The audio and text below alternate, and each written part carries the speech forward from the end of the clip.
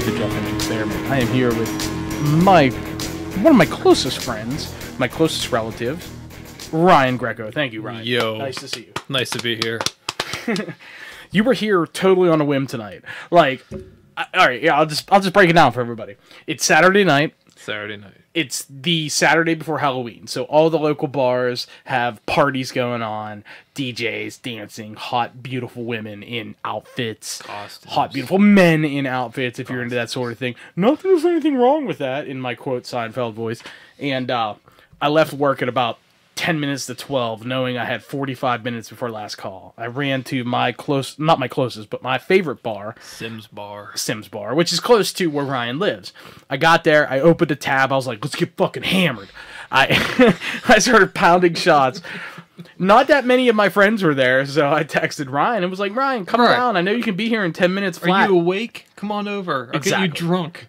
Right, Okay. I offered to pay. My wife won't be happy with that, but the beverages were cheap because it was a holiday, so you know they weren't charging a whole lot.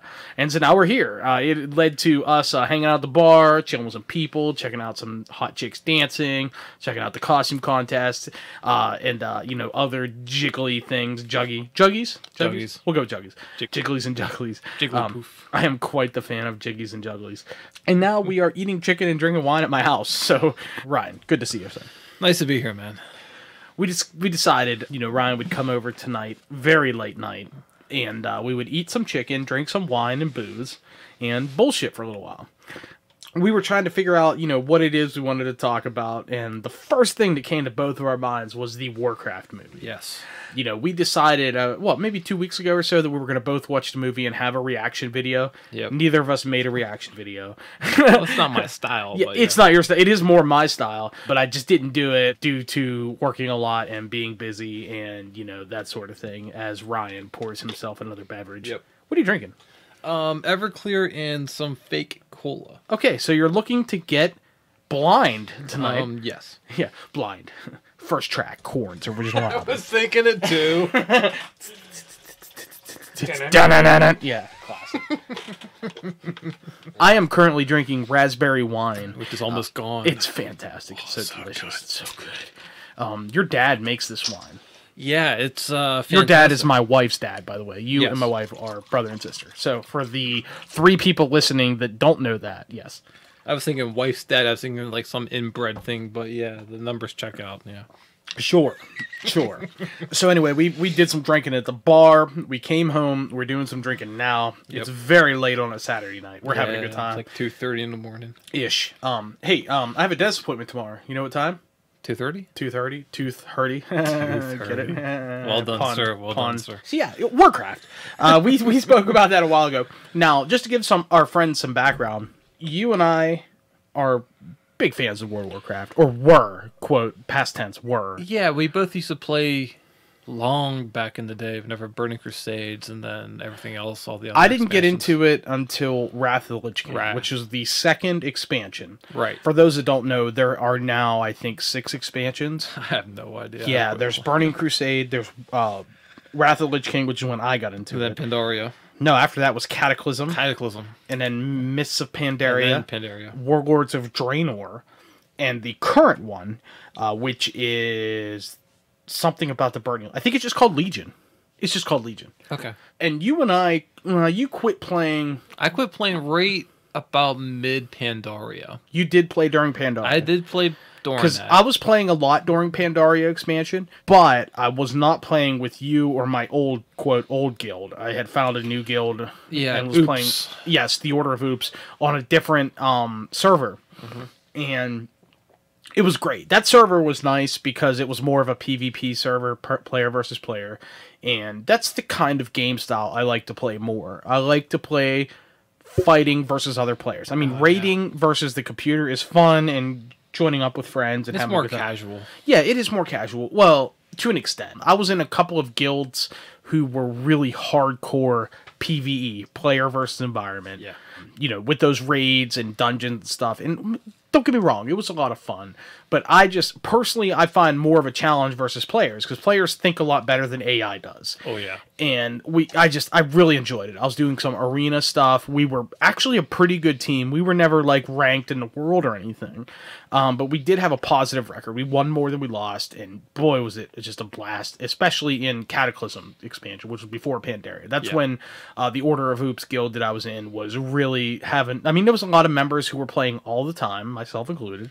This is well before I had children, so I had the opportunity to play a lot, and boy, was I having a good time. Yes. And then, like you said you did play into Pandaria, which is funny, because I don't remember you playing, but once again, I was playing on a different server. Yeah, me and the wifey, we were playing until... She was in the Order of Hoops with me for a short time. For a short time, just she was healing for us. Mostly for the raiding part. Yeah, we were doing some raiding. Yeah, our old guild back in Earthen Ring during Pandaria, we kind of were pittering out. Like, we hit our max right at the...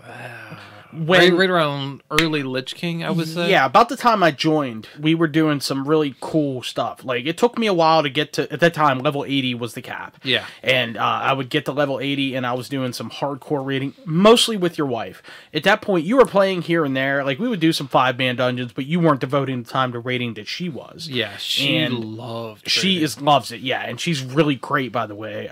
You know, your wife loved healing, man. Yeah, she is very good healer. She's top-notch, in my opinion. She understands the game in general. She's like, here's what I like about playing with your wife.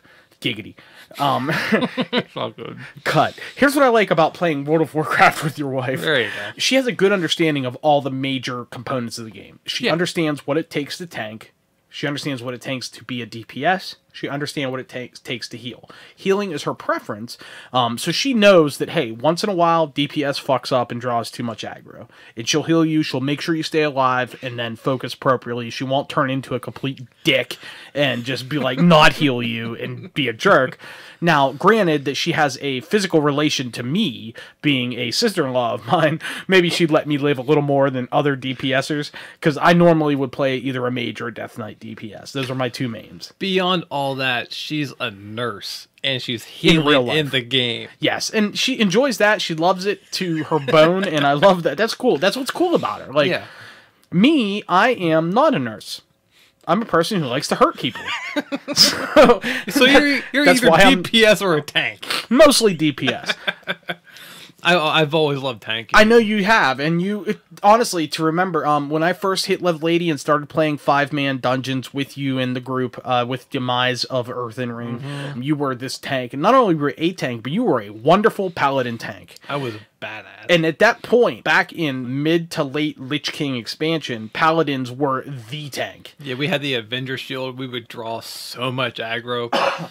Yeah, you had really great AoE taunts. Yeah. You had Hammer of the Righteous. Hammer of Justice, yes. Which was a wonderful taunt. Paladins were slightly OP when it came to tanking. It was so great. Not in PvP, but in PvE, yeah. Paladins were slightly OP. And I was a mage, and at that time, arcane mages, which was the style I like to play, were the top DPS, right next to a couple of the rogue specs. Yeah. And dude, I could do ridiculous damage at that time. And I'm the kind of person that gets into a game so much, any video game, where I study it, I read about it, I really enjoy it. And World of Warcraft to me is the most addictive game I've ever played. And I'm a huge Legend of Zelda fan. Like, I was really addicted to Zelda for many years, given any game. I never had the kind of addiction to Zelda that I had to World of Warcraft. And at that point, I was studying it. I was studying rotation, spells, how to maximize your spells to what, yeah, exactly, your output to what mana you had, how to keep your health up, how to avoid dying so that your healer could focus more on the tank and onto the other lesser quote, finger quote, shitty ass DPSs versus me, the mage, who would do nothing but top the DPS charts and then just all over the other DPS. At the time, 3,000 to 4,000 damage per second was a lot. Yeah. And I would do like 4K DPS, and then like your brother Shad, who was a warlock, who would do like 1,500 DPS. He'd be proud of it. I'd be like, you're fucking terrible. I'm like, dude, just leave the raid right now. We'll form in this shit. I'll fucking kill it. And he would be all like, dude, how do you doing this? I'm like, it's real easy, dude. Arcane, missiles. Fuck you. You're cool. Fuck you, I'm out. That's what it was like. Dude, the three of us, you, me, and your wife, could 5-man dungeon, current dungeons, not past dungeons, current dungeons at the time, and we would fucking own it. Like, we would have a little trouble here on the bosses. We might die once in a while, but we'd still make it happen. Heroics at one point, they used to be like almost mandatory 5-man dungeons. You had to. And then once, I hate to say it, but once this was back in BC, but once Lich King came out, you could 3-man so much shit, even on Heroics. Right, and when I was leveling up to my mid-70s, because at Burning Crusade expansion, the very first World of Warcraft expansion, the level cap was 70. The next expansion, Wrath of the Lich King, was 80. I started playing halfway through the last Wrath of the Lich... I shouldn't halfway. The first major patch into Wrath of the Lich King was when I started. But at that point, if you had skilled players, you could go back and do those level 70 heroic 5-man dungeons with 3 players. All you needed was a tank, a DPS, and a healer. And I volunteered to do it because I didn't know any better. I mean, I was still new to the game. I was in my mid-70s. You were learning stuff. I needed... It was really good, too, because you guys were level 80 capped.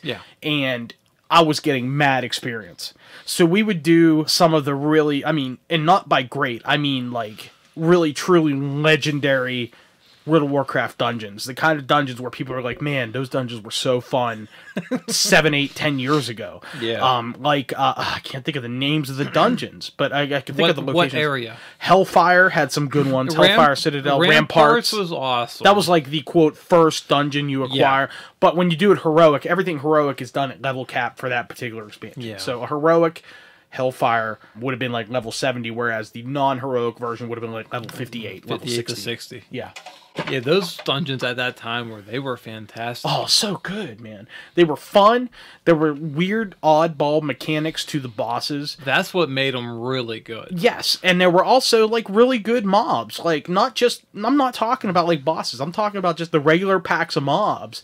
They would come at you, and they wouldn't just like. It wasn't a bunch of short-range mobs that would come up and just slash you with swords. They had archers. They had a good variety. It was like a 5 versus 5 type thing. You know, they would have like 2 DPS, a healer, a tank, and then like a melee DPS. And you would go against this mob, and like at that time, you know, me with my level 70-something mage would just go in there and murder, while your wife kept me alive, and your paladin basically just stood there. Like you didn't have to hit a spell. You would just stand there. Shield of Justice or Hammer of Justice, right? And then just beat on some and guy. They would beat you down, like they would do some damage to you, but your wife would just make sure you didn't get any damage. HOTs, right? And she played a druid at that time mostly, and druids are mostly heal over times, HOTs.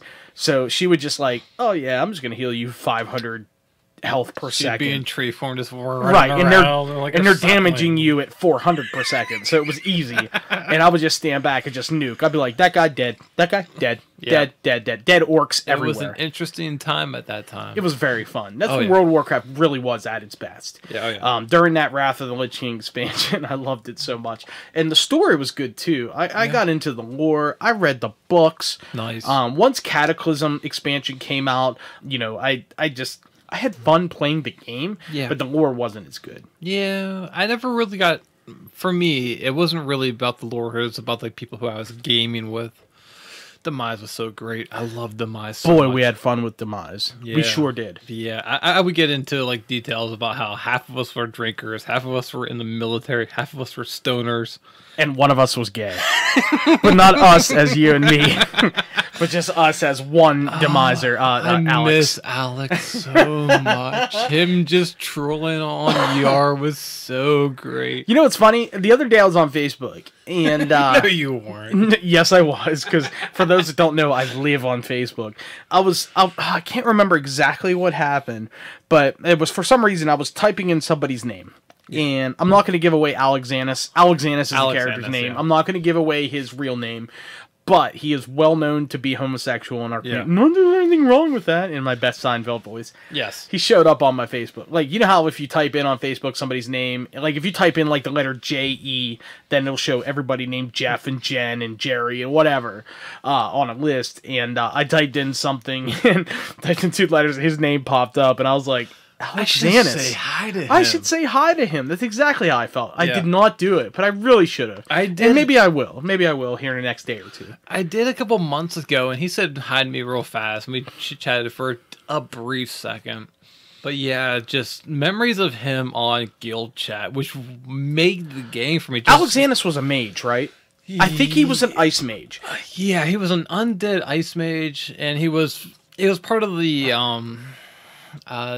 Texas crew. We had Z Stomper, Clam Hat, and Yar, and we had Alex Zannis. We had a few other scragglers here and there. It was mostly just those four. He would just rag on Yar so much. That's right. That's right. The best. We've met Yar in real life, by the way. Yes. I hate to bring it up, and I hate to put it out there, but the best part ever in Guild Chat on Warcraft was Yar was just running. Yar was running his mouth, and Alex Annis out of the blue. Okay, first of all, you must know, Alex Annis is this 30 or 40-year-old something. Been in the military for years. At the time, he was 30-something. This was like 2010-ish. Yeah, it's quite some time ago. Yeah, it's like 6-7 years ago. He was this old dude in the military. So he's been around in the military for a long time. And like I said before, we've had military people, we have drunkards, we've had potheads. But just on Guild Chat, he would just... Yar was running his mouth. Our friend Yar Face. He was running his mouth. Sorry, I'm drunk. Have another drink. It's the Everclear. And Yar, there you go, right down there. I'm mixing a drink as you speak. And Yar he was running his mouth. He wasn't saying anything too horrible or anything, but Yar just busted out, "Yo, if I wanted you to talk, I would take my dick out of your mouth." Ayo! One of those moments where my brother, Finji's brother-in-law, Belf Bob, the warlock. Yes, and everyone else who's on Guild Chat was just LOLing constantly. We all busted / LOL. We all like suffered like horrible abdominal cramps because we were laughing so freaking hard. Because here's this really cool military gay guy just telling somebody. This was literally days before I started playing World of Warcraft. It was so freaking hysterical. I wish you were there to bequeath this memory. I've heard about it many times. Oh, we brought it up so many times. Even on our Facebook feed, we brought it up. You tried for, I want to say, about a year to get me into this game. Yeah, my brother, my wife, and I, we would always talk Warcraft around my brother-in-law, Vinci, here. Right. And, like, I knew, because my first exposure to World of Warcraft was the same as your first exposure. The South Park episode where they make fun of World of Warcraft. Yes. And they did that episode back when Vanilla, the very first iteration of the game, was very popular. And anybody who's not familiar with the game, you need to understand, the game was incredibly popular, 2004, 2005, 2006. The first expansion came out in 2007, which was the Burning Crusade, and that's when you got into it. And you told me that you had seen... Right before Burning Crusade, but yeah, go on. Oh, okay. You told me that episode was the reason that you and your wife got into the game, right? That episode and our friend Natasha, who you had on the show. Yes, she's been playing since beta, like before Vanilla was... Yeah, she was playing during beta. She told us about it, and at the time we were living in Midland, a couple of miles from her. And right after that, about 3 or 4 months, about maybe half a year before Burning Crusades came out, we started into the game. Right. And then we got addicted to the game really fast. The game has that kind of, like, addictiveness to it. It's that good. Yeah. Oh, yeah. It was a wonderful game back then. Like I said, I haven't played since Pandaria. I'm sure it's still wonderful now. But it's the people that make the game. Yeah, our friend Natasha, Zadrixna, Xadrixna. Yes. Look her up, twitch.tv, Zadrixna. She was just on my last podcast. Yeah. We talked a little bit about Warcraft. We talked more about the future of World of Warcraft as opposed to our times in the past, which is something I'd rather talk to you about. You're the one that got me into the game. But she was explaining to me that, that back in the day, the game was, I don't want to say better, but definitely more fun. And only in this last expansion has it kind of gotten back to the funness. Excuse me, I keep bumping my microphone. He's talking he's talking with his hands like he's an Italian. Like I'm Italian, yeah, fangula. Fangula. But anyway, yeah, you know, she was explaining to me that the game is kind of back, quote, back to the funness that it was back in the time when I first started playing, like Wrath-ish. And she also agreed with me that Wrath was the best expansion. I can easily say that it was the best expansion because that's when I got into the game. Yeah. I got into the game after the Wrath of the Lich King expansion. Probably about 4 or 5 months after that expansion came out, I got into it. Sure. And you had been into it for quite some time before that. What's funny is there are very few video games that transcend generations. Yeah. That's one of them. I mean, you can only name a handful of video game franchises that did that. Mario. That was my first thought. I mean, that's like a 3-generation game at this point. That Zelda. Zelda's another great one. Sonic to an extent. And here's the reason why I say to an extent. Sonic for Sega Genesis, wonderful. Every game that came out on Sega Genesis that featured Sonic was fucking awesome. And then after that, there were games for the Sega Saturn, the Sega Dreamcast that were good but not great. And then Sega quit making consoles and started making just software only for Nintendo. Which is kind of weird when you think about it, considering that Sega had such a rival with Nintendo when you and I were kids. Yeah. But, you know, they make a lot of Sonic games for Nintendo now, and just most of them are just fucking crap, dude. Just crap. Kids that are much younger than you and I, kids from, you know, the late 90s, early 2000s who are playing Sonic, are experiencing Sonic games that are just completely different than what you and I experienced. Unless they're going back and playing Sonic games from before they were born. Sure. And I'm not saying that most kids haven't, but most kids won't. You know what I mean?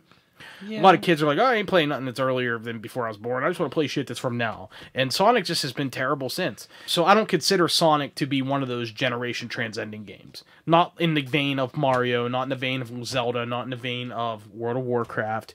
There might be a couple other that you can kind of say are... Mega Man is a good example. I love the Mega Man. I love old Mega Man too, but kids that are 15 years younger than us might not get into Mega Man. Yeah, that's true. I mean, there are newer Mega Man games, but they aren't up to snuff with, especially the very early Mega Man. I'm talking Mega Man 2 and Mega Man 3, which I played so good. I played Mega Man 1 whenever it was like back in the early probably for NES, right? Yeah, I know I'm a bit older than you. But you're about 3 years older than me. I was born in '80. So. Yeah, I was born in '83. So there you go. Yeah, 3 years and about 4 months. About that, yeah. So, yeah. But back in the early '80s, I used to wear blue. This is hysterical. I used to wear. I used to wear blue and yellow sweatpants and pretend I was Mega Man. When I was like 6 years old. Totally acceptable. Oh, yeah. Mega Man was at his height in the mid-'80s. It was so good. But, yeah, I haven't been in the Mega Man for years now. So, like, Mega Man 1, 2, and 3, I think I played on the NES. Beyond that, yeah. I haven't. Well, the NES Classic is coming out in 2 weeks, and that will feature Mega Man 1 and 2. There you go. And I played both games growing up. Mega Man 1 is okay, but Mega Man 2 is really fantastic. It's the game that defines the Mega Man series. For me, it's 1 because I'm older than you. Understood, but the Mega Man 2 added a few extra features. I could say the same about... Yes, exactly. The slide and the dog were so fantastic. And the fact that you can acquire the abilities of the bosses that you had kill. In the first one too. Yeah, but it's just not as good. It's just not as good. There was more playability in the second and third one for the bosses. And they had very specific rules. I agree, and I feel the same way about Sonic the Hedgehog. To go back to that, the first Sonic game was pretty good. I mean, it was great. It was a great game. I didn't play the first one, so I played the second one mostly. The second one was way better. Yeah. And the two things that make the second game so much better. First, Tails is in it. And Tails is wonderful. He's a wonderful character. Tails. And I pay attention. I read and watch a lot of YouTube of, quote, retro gamers, and they all hate on Tails. I think they're all stupid. I love Tails. I was playing Sonic 2 with... Sorry. No. I was playing Sonic 2 way back in the day. Yeah, like 91 or 92. That was one of the first games I played on Sega, and it was either that or Mortal Kombat. Different story. Mortal Kombat for Sega is way better than Mortal Kombat ever was for new Super Nintendo. Blood Code. Yeah, absolutely. No doubt. But my sister, your wife, and we would play Sonic 2, and she would play Tails like religiously. Like that was like her thing. Like well, she had to because she was player 2, I'm sure. she was always playing 2. But the younger sibling is always player 2. That's how it goes in any game. Moreover, it was the fact that she couldn't die. Like she would just play Tails, just collect coins on that bonus stage. If she did fall, then she would just fly right back to where you are. Exactly. Who cares? As long as Sonic had continues in lives, you were good to go. Yeah, exactly. The other point I wanted to make about Sonic 2, the reason it makes it so much better than the first one, is it has the ability to charge up before you go somewhere. Remember how yes, exactly. In Sonic 2, you had this ability where you could hit down and duck your character, Sonic the Hedgehog, and you could keep tapping the B button until eventually he starts to charge up all his spins. And then once he's charged up, you let go of the button and he just goes freaking flying. You couldn't do that in the first Sonic. Yep. And the first Sonic game had some points in levels where it was just so frustrating because you would come up to like a loop or a hill or something. You had to, glide over. Yeah. You couldn't run fast enough. You had to run back quite a ways in the level and then get a head start and go.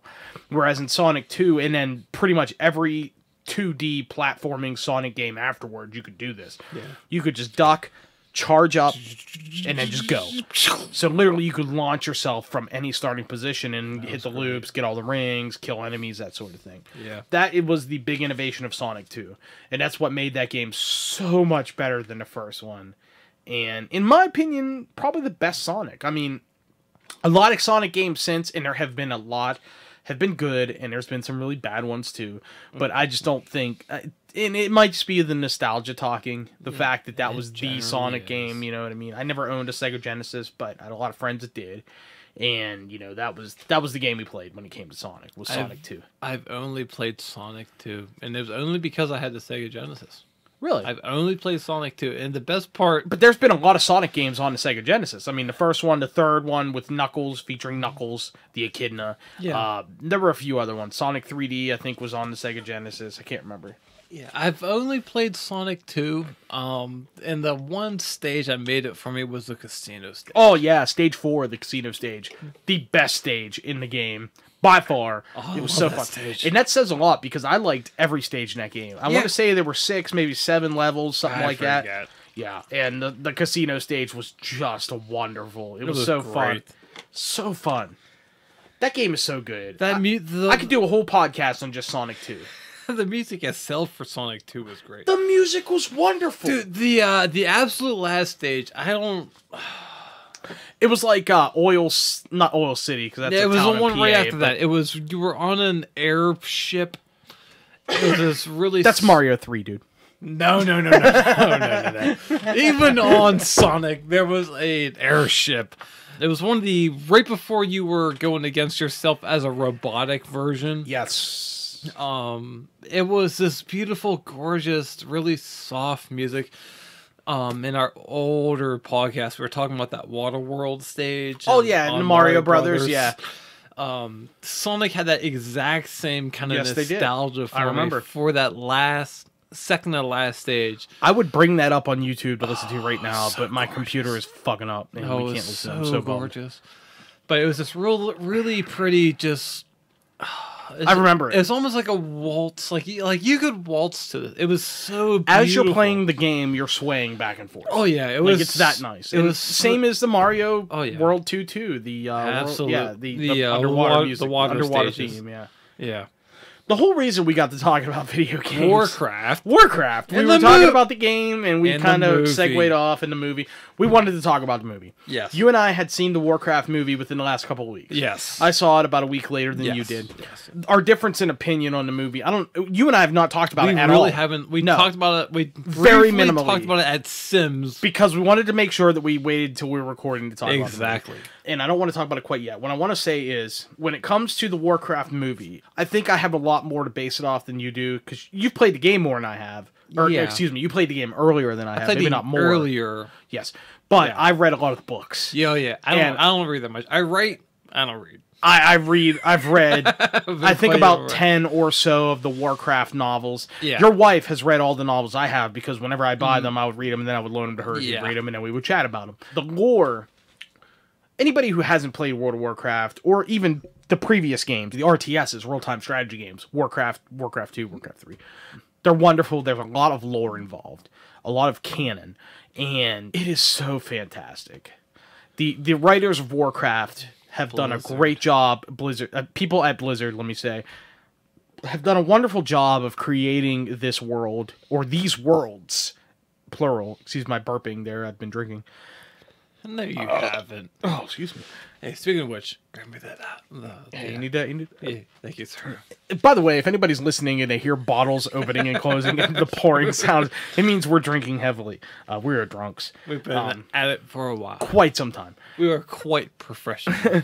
We'll talk about our drinking later. So, yeah, you know, the Warcraft universe is so vast. It's so good. And I've been out of the loop, so to speak, for Couple of years. About 3 years, I'd say, or so. Couple of years. So there's been a lot of lore since, which I've not followed. But what's wonderful about the movie is that it follows what I personally think is the biggest moment in all of Warcraft lore. The first the first dark. The opening of the Dark Portal, yes, which is basically, you know, Warcraft is based in this world named Azeroth. Yeah. There is a second world. It's another planet in another dimension, I guess you could say, called Draenor. It's another world. Draenor was torn apart by evil forces and has become Outland, Outworld. Outland. Yes, Outworld is Mortal Kombat. Outland is Warcraft. I used to get that confused. Yeah, no similarities there. Yeah. So in the movie Warcraft, Outlands, the Outlands were accessed by the people from Azeroth. For the people. For the people, by the people, and the people. And the people. Abe Lincoln, 1865. 1863, Gettysburg Address. There you go. My Canadian friend Matt will be like, "What are you talking about, eh?" Beauty, eh? Who the hell is Abe Lincoln, eh? I love you, Newfie people. My friend Newfie Matt is a huge Warcraft fan, by the way. Nice. He still plays the game, and he constantly wants me to 1v1 him. He'll he'll Facebook me and be like, "Yo, dude, bro, 1v1 me." I'm like, "Dude, I haven't played Warcraft in like 3 fucking years. Back the fuck off." But anyway. By the way, in Wrath of the Lich King, he would not be able to hang with my Frost Mages. All I'm saying, I could not be beat as a Frost Mage. Blizzard. I was fucking fantastic. Blizzard. Before arenas existed, I was a fantastic Frost Mage. Fuck you, fuck you, fuck you, fuck you. You're cool, I'm out. Frost gnome. Floss gnome. I'm a dentist. You're a dentist gnome. Frost gnome. You don't need floss. Blink. You're a gnome. Your fingers are so tiny you could just shove them between people's teeth and clean out their teeth. Trump. Anyway, Frost Nova. I get it. The small hand. Exactly. That's classic. That is so good. That's so, Thank just grab her by the floss. Thank you, sir. Frost Nova, blink, turn around, icy veins, and then Icy Veins, Ice Lance, Icy Veins, and Ice Lance Death, was so overrated back then. Thank you. I'm here all night. Excuse me, not overrated, overpowered. Yeah, Frostbolt, Frostbolt, Frostbolt. Build up 3 stacks. Thank you. I'm here all night. Try the veal. Icy Lance, dead. All day, every day. I don't care who you were. You could have been a fucking tank. You could have been. I love Frost Mages so much back in the day. I'm sure they're still pretty good for PvP because that's a good PvP. Oh yeah, no shit. It's slowing down your enemies as they try to get to you, and then if they do fuck with you, just fucking polymorph them. Walk away for a second, gain more mana, and then just F them up. That was good times. Good times. So, dude, I love the Wrathy Bases Frost Mages and Subtlety Rogues were the 2 most frustrating people to fight against. Them and dude, I have so many bad memories of hanging out in Booty Bay, dealing with rogues just sapping your ass. That's why Subtlety Rogues were so tough. The sap, yeah. Sap, and then it would just garrote, ambush, dead. It was so... They were OP. Yeah. They and the Frost Mages at that time, back in Lich King. Dude, I had a mage called Ice Mage backwards. His name was Igamiasi or something like that. Egamaci. Igamaci. He was a good character. Ice Mage backwards. Just figure, Ice Mage backwards. During Orathi Basin, he would just cast Blizzard underneath over top of your flag. Have another drink. Oh, I think I shall. So we were talking about the Warcraft movie. Yes, the Warcraft movie. So yeah, the opening of the Dark Portal. That's the portal that connected the two main universes of that particular game, and time in the lore of the game. Yes. The movie is based around that, and I'm going to be honest with you. I have some friends who are Warcraft fans who thought the movie was terrible. I disagree. I thought the movie was wonderful. I thought the movie was pretty good. I thought it was well written. CGI was Fantastic. Yes. They made the orcs look so good. The orcs themselves had so much more emotion, and I hate to say this, but compared to their human counterparts, all the humans except for the main character were terrible. In acting, forget his name, but his last name is Trimmel. He was from Vikings. We were talking about that earlier. Oh yeah. The main character in the show, called in the Vikings. movie, excuse me. Yes. The main character of Vikings, the main character of the Warcraft, the main human character, I should say. Oh man, I know the guy's name. The guy said his last name is Trimmel. I can't remember his first name, but anyway, his acting was fantastic. Very good. For the most part, I would say I would give it a B-. Like, for the most part, I love the freaking movie. I felt that the acting is the only thing that held the movie back. The story was wonderful. They did a nice job of sticking with the main lore. I mean, there were some parts here and there where they kind of... artistic. Yeah, like, and I'll give you an example. The two main mages in the movie. Medivh, who is the guy, spoiler alert, who opens the Dark Portal. He is for the humans, with the humans. He is human, but he ends up becoming possessed by the orcs at the other side, the Dark Forces, the Warlock. The Warlock named Gul'dan of the orcs. He becomes possessed and opens a portal to our world, Azeroth. And also Khadgar, who was the young mage who was kicked out of the Kirin Tor mage group. He's the one that hangs out with your boy from Vikings. In the original lore, and you might not know this, Ryan. The original lore, Khadgar trained under Medivh for many years. And he was kicked out of Kirin Tor and then went on to, if I remember correctly, please, everybody on Twitter, don't crucify me, don't cut my nuts off. It's been many years since I've read The Dark Portal, the book. But yeah. It's been many years since I've read Dark Portal, the book. Khadgar was training. He was a apprentice to Medivh in the books, whereas in the movie, he's more of an adversary to Medivh. He shows up, he wants to befriend Medivh, but Medivh doesn't want anything to do with it, and then, Khadgar finds out Medivh's true colors, so to speak, his true intention, and Medivh ends up opening the portal, letting the orcs in, and then, proceeding on to all of the ass-kicking that happens.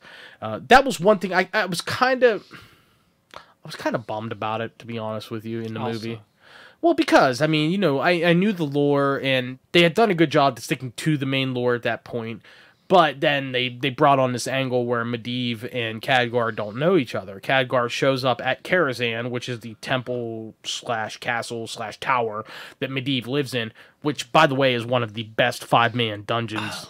10-man raids of all time, which is now in the new expansion, a 5-man dungeon. That's just wrong. She told me it's fucking fantastic. I'm sure it is, but being, of that time. I don't care. Karazhan is so good. I love Karazhan. So good. And as a 5-man dungeon, I think it's wonderful. I'm sure it's wonderful. Our guild bet way back in the day, that was our first dungeon. Even that was a Burning Crusade I love Natasha. Raid. Yes. And even, it wasn't dungeon, it was a raid. You needed 10 people to kill it. Even back exactly. That was our guild progressing, as it happened, as a group of people when it was new. Yes, exactly. Yeah, anyway, go on. So that was the major conflict I had with the movie, outside of the terrible acting. In terms of just the lore, straight up, was the fact that Khadgar was not the apprentice of Medivh like he was in the books, but as opposed to being what he was in the movie, which is more of the adversary to Medivh. Sure. But other than that, I thought they nailed it. The action was great. The fight scenes were wonderful. The CGI was top notch. Yeah. Now, in terms of CGI, just in movies in general, there are 2 movie series that I consider to be 10s out of 10. Sure. That's The Lord of the Rings Okay. And Harry Potter. 10 out of 10. Movies are... I honestly feel it's going to be very, very hard for any movies, series, or individually to match any of those. The only movie I would ever try to slot between there is Dude, don't say Sleepless in Seattle. There was no CGI. No. Maleficent with Angelina Jolie. I haven't seen it yet. I know. But that would be the only movie I would ever slip in between there. I'm just going to assume 9.5 for Maleficent. I haven't seen it. Sure, 9.5. My wife has been trying to get me to watch that movie, and she says it's great. And I believe her, because I enjoy that. I love Disney. That being said, when it comes to... I mean, when CGI in movies, when people are making movies nowadays, and there's a lot of CGI in them, especially these Marvel movies, they're saying, hey, man, if we're going to hit the CGI, we need to crank it out. It needs to be as good as Lord of the Rings. Yes. It's got to be as good as Harry Potter. Asgard sounds like Asgard, by the way. Asgard from Lord of the Rings. Very nice. Oh, Marvels, excuse me. Never mind. I was thinking Isengard from Lord of the Rings. Yes. Funny how that all works out. But anyway, no, I mean, and this is coming from the fact that I have not seen most of the Marvel movies, and I'm sure that their CGI is great because Marvel's run by Disney, and Disney has more money than anybody to make movies, and they're gonna make great movies, and there's no doubt about it. Oh yeah. But there are major Disney titles that I have seen that the CGI is really great, but it's not quite on par. Like for instance, Pirates of the Caribbean. Those movies are great, and the CGI is good. But to me, it's not. It's slightly not as believable as like a Lord of the Rings. Yeah, that's a different story for another time. Yes, we'll save that for another time. But as far as it goes with Warcraft, their CGI is fantastic. Yes. I give it like an 8.5 to 9. The only thing that I personally have problems with, just with the CGI, you mean? Yes. Okay. Partaking into that is the exception to Trimmel. I forget his first name, and I don't know it either. Yeah, I know he's from Vikings, like the main guy from Trimmel. He plays the character of Anduin Lightbringer. Also Ragnar Lothbrok from Vikings on History Channel. It's the It's the humans themselves. They don't really have the emotions that orcs themselves have, like the CGI. I agree with you. I wouldn't call it bad acting. I would call it just that's his style. Yeah. He's somewhat emotional. He's fantastic. Every other freaking human in Warcraft terrible. It's just exactly. It's terrible. It's blah. It's horrible. I take it back. I shouldn't say terrible. Most of them are. The guy who played the king. Whatever his name is. The human... I thought he was okay. He was the king of Stormwind, the father of the Varen... what the fuck?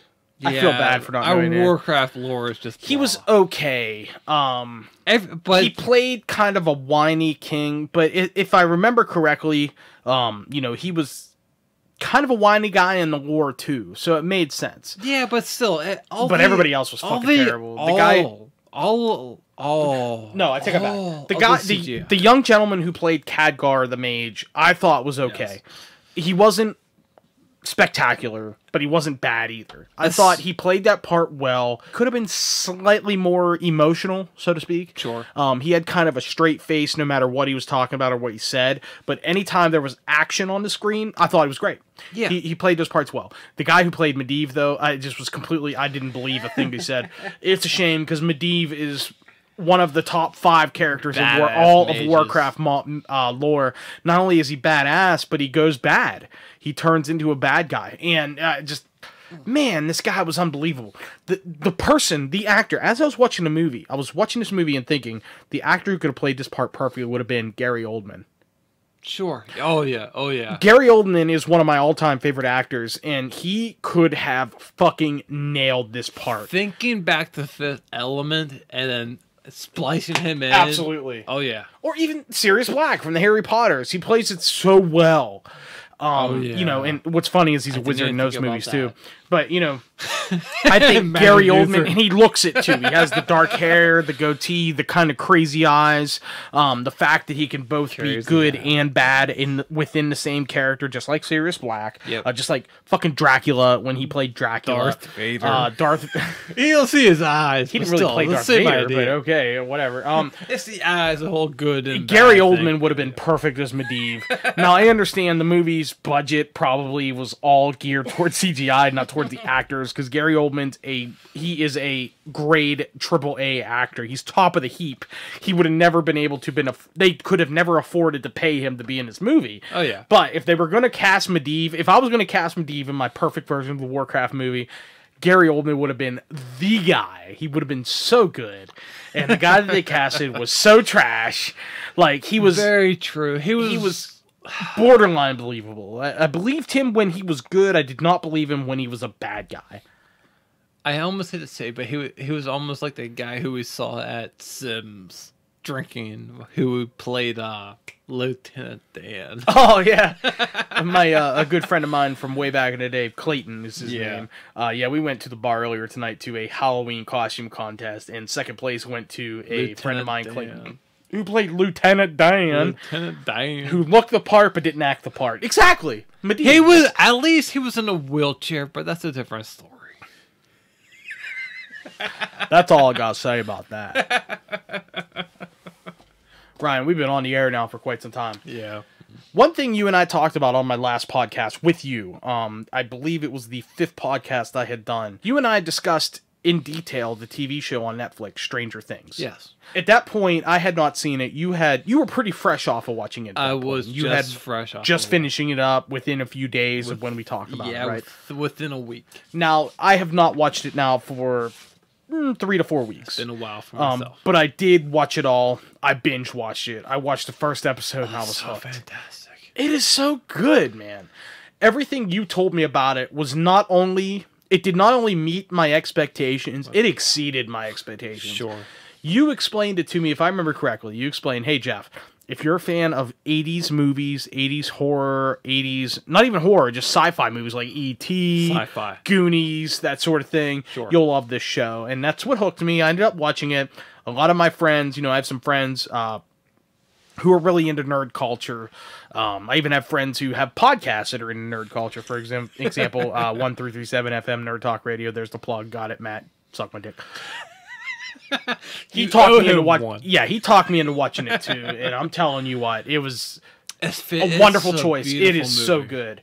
It's an 8-part series. Yes. 8 one-hour episodes. Boy, is it good. Oh, it's fantastic. So now that we've had some time to not only we've watched it, it's been a month for me. It's probably been 2 months. It's been a while for me too now. Yeah. So what do just if you're talking to somebody who you want to get into it, for instance, like your dad, I think your dad would love this show, and I just recently hooked him up with my Netflix account. I'm going to set him up at home so he can watch Netflix and this show in particular. Sure. How would you explain it to somebody like him? What it's about and how to what it would take to get into it? For the most part, I would say it would be 80s lore because it's about that kind of stuff. You have not only that, but it is set in early 80s. It's set in 1983. Yeah. The very opening scene is Dungeons and Dragons. D&D, Dungeons What is and more Dragons. early 80s sci-fi than Dungeons and Dragons, right? And medieval lore. Yeah, fighting. There's dice involved. There's people who are pretending to be dungeon That's the word I'm masters. looking for. Fantasy, yes. Fantasy, yes. You also see a dark crystal poster right on the wall as soon as you watch the show. Really? I didn't notice that. Oh, it's fantastic. I didn't notice that. Yeah, that was I think the second thing that I show, that very first scene in the show, are introduced to our main characters. It's 4 young boys. Yeah. One of them ends up going missing a little later in the first episode. Yeah. They're playing Dungeons and Dragons. Yeah. And the character who goes missing ends up getting killed by a Dungeons and Dragons enemy, I guess you could call it, called the Demigorgon. Yeah. That sets up the entire series. For the most part, yeah. The kid ends up being spoiler alert. He's in the other. He's in a different realm. They call it the Upside Down. Upside Down. the Upside Down is basically a mirror of our universe. But it's very dark. It's very gloomy. There's a monster that lives there, which is similar to the Demogorgon from Dungeons and parallel universe, but more death and darkness and decay. So and stinky, decay, I think, is the best word. That's a good way to put it. Yeah, decay. The show does a nice job, and let's talk more generally as opposed to specifically. Sure. The show, first and foremost, the acting in the show is wonderful. Oh, it's fantastic. When I watched the very first episode, and, you know, at the beginning of the show, they roll credits of who's in it. The very first name they put up is Winona Ryder. Sure. She plays the mother of Will, who's the child who ends up going missing. Yeah. When I first saw that, I was like, Winona Ryder, seriously? You couldn't get anybody better? Because, but she ends up being wonderful. Yeah, but then I have nothing bad to say. You ask yourself, exactly, you ask yourself who could play it better? Who could play better, but then actually, after you watch the entire series, you're like, yeah, who could? She fucking crushed it. She killed it. She knocked it out of the park. She was Yeah. David Ortiz to right field home run. Exactly. No kidding. Red Like, Sox. she nailed it. The first time I watched it, Red Sox. And he just retired recently. Yeah, good for them. Fuck Cleveland Indians. pray you. I'm just going to put that in. It has nothing to do with this conversation. But, no, really, she nailed it. When I first watched the very first episode, I see her name, and I'm just like, oh, Why? you're kidding me. Yeah. Because, I thought she was great. When she was a teenager, she was great. She was great in Beetlejuice. She's great in Edward Scissorhands. She's great in a couple other movies. And she made some crap. She got in trouble for, shoplifting. Stuff. And, I'm a millionaire, but I'm shoplifting. I'm going to shoplift whatever it is she stole, clothes or something. Anyway, yeah. The only movie after the shoplifting thing, I think it was after, that I was okay with was her appearance in, what was the Adam Sandler movie? Mr. Deeds. Yeah. She was in Mr. Deeds. And the reason I like her in that movie is solely not based on her acting, solely on the fact that she still looked hot as hell in that movie. I know where your thoughts lie. Right? When it comes to women, it's like their tits and then their acting. That's horrible to say, but anyway, go on. I apologize to my wife for that comment. But anyway, yeah, no, seriously.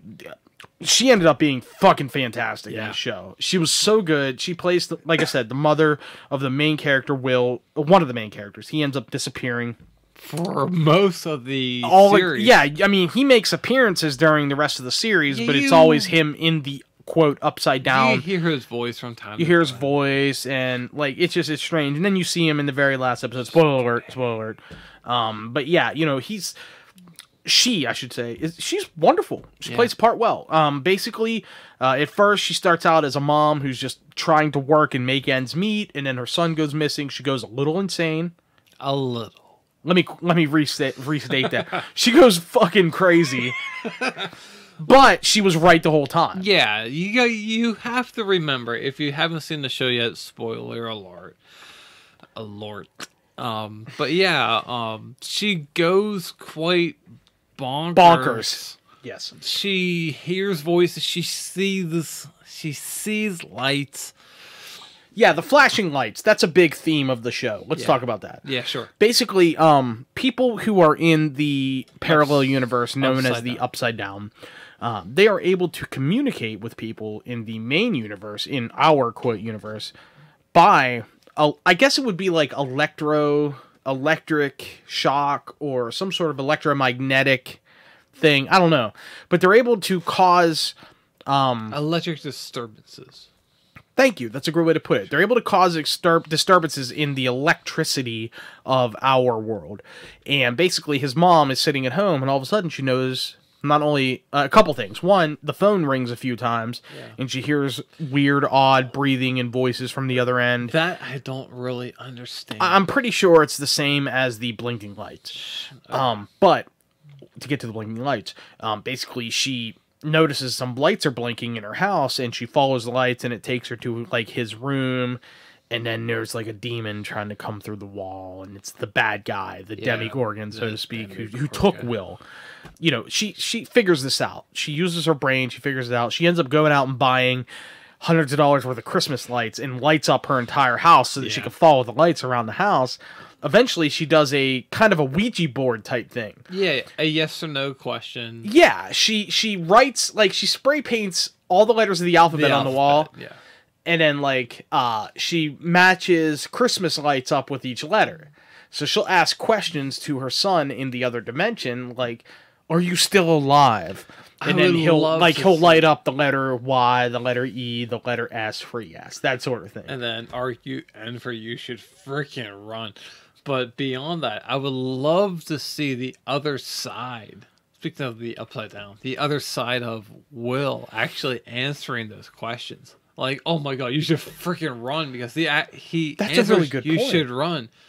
Yeah, he tells her to, he does. He lights up R-U-N. Yeah. And she's just like, I don't get it. I don't fucking get it. And then the Demogorgon shows up and tries to kill her. Yeah. Oh, it'd be so fantastic. See that. That show was so good. I love that show. It was so good. What's nice about the show is there's a couple things I really loved about it. Obviously, the main story is fantastic. Yeah. You guys haven't figured out by now. We really liked it. Yeah. But they end every fucking episode, exactly as you told me, on a cliffhanger. It was so freaking it sucks disturbing. You in. Yeah, it sucks you in. They end the final episode on a cliffhanger. And fortunately, thank goodness, Netflix signed that show on for another season. Oh, they had to. Because they resolve, and I'm not going to, I know we've done a lot of spoiler alerts. I don't want to give away the final thing that happens. But they managed to find a really good way to they find a really good way of resolving the main story. The first season. The initial story of the season. And leave you with a couple of really great cliffhangers for a second season. Questions. Spoiler alert. One of them is Will coming back and him puking up the worms or whatever it was. Into the sink. Into the sink. Very obvious reference to the underworld. The Upside Down. Yeah. The other one being one of the main characters, the young girl, 11. The waffles. And the waffles, exactly. The Eggo waffles. That's all I'm going to say. I'm not going to say any more than waffles and slugs. Yes. How much more do you need in life? By the way, the gentleman, I don't know who this actor is. The guy that got to play, what's his name? Hooper? I don't know his name. I can't remember. The cop? The main cop? Yeah, it's been the cop. Yeah. Boy, was he great, too. Yeah. Because he was a guy who, he's a cop, but not only is he's the chief of police in his very small town in Indiana, I believe. Not only is he just this, this high authority guy, but he has his own personal demons.